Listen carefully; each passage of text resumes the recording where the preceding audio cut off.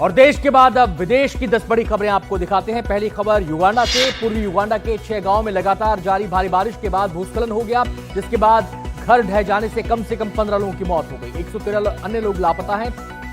15 लोग घायल हैं, जिनको बचा लिया गया, जिनका इलाज जारी है।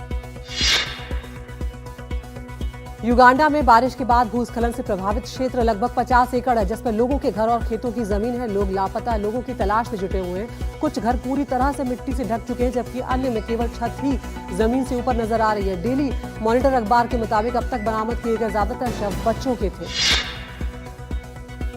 2024 के अटलांटिक तूफान का मौसम, जिसमें 11 तूफान आए और अरबों डॉलर का नुकसान हुआ, आखिरकार 30 नवंबर को खत्म हो गया है। प्रशांत महासागर में असामान्य रूप से गर्म समुद्री तापमान और लानीना की स्थितियों ने कई विनाशकारी तूफान को उत्पन्न किया, जिसके बाद भारी नुकसान हुआ। सीरियाई सरकारी बलों ने मध्य सीरिया के हामा प्रांत के उत्तरी ग्रामीण इलाकों में विद्रोही आतंकवादियों की बढ़त को रोक दिया है। सरकारी बयान में यह कहा गया है कि बलों ने अपनी सुरक्षा को मजबूत किया और शनिवार शाम को आतंकवादी समूह हयात तहरीर अल शाम और सहयोगी विपक्षी गुटों का सामना किया गया। सीरियाई सेना ने रविवार को अतिरिक्त बल भेजे और इदलिब शहर पर हमला किया। ये हमला विद्रोहियों को आगे बढ़ने से रोकने के लिए किया गया था। इससे पहले उन्होंने एलेप्पो और उसके आसपास के प्रांत में एक हमले में रणनीतिक स्थानों पर कब्जा कर लिया था।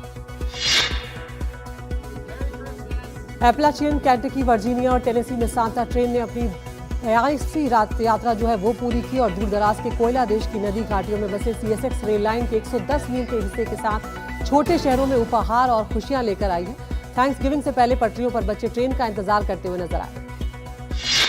राष्ट्रपति व्लादिमीर पुतिन ने एक नए बहुवर्षीय बजट को मंजूरी दी है, जिसमें अगले साल के लिए रक्षा व्यय को रिकॉर्ड उच्च स्तर पर रखा गया है, जो यूक्रेन को हराने के लिए रूस के दृढ़ संकल्प के लिए महत्वपूर्ण माना जा रहा है। ये इस साल बताए गए 28.3% से ज्यादा है। बांग्लादेश उच्च न्यायालय ने पूर्व प्रधानमंत्री खालिदा जिया के बेटे तारिक रहमान को 2004 के ग्रेनेड हमले के मामले में बरी कर दिया है। इससे पहले तारिक रहमान को 2004 में शेख हसीना की रैली पर ग्रेनेड हमले से संबंधित एक मामले में निचली अदालत ने दोषी ठहराया था। राष्ट्रपति पद के लिए निर्वाचित डोनाल्ड ट्रंप ने भारतीय मूल के गुजराती काश पटेल को बड़ी जिम्मेदारी है। ट्रंप ने काश पटेल को FBI निदेशक के रूप में नामित किया है। काश पटेल ट्रंप के काफी करीबी माने जाते हैं। पटेल क्रिस्टोफर रे की जगह लेंगे, जिन्हें 2017 में ट्रंप ने नियुक्त किया था, लेकिन वो जल्दी ही राष्ट्रपति और उनके सहयोगियों के पक्ष में नहीं रहे। हालांकि इस पद पर 10 सालों का कार्यकाल होता है, लेकिन रे का हटाया जाना अप्रत्याशित नहीं था, क्योंकि ट्रंप लंबे समय से उनकी और FBI की सार्वजनिक आलोचना करते रहे हैं।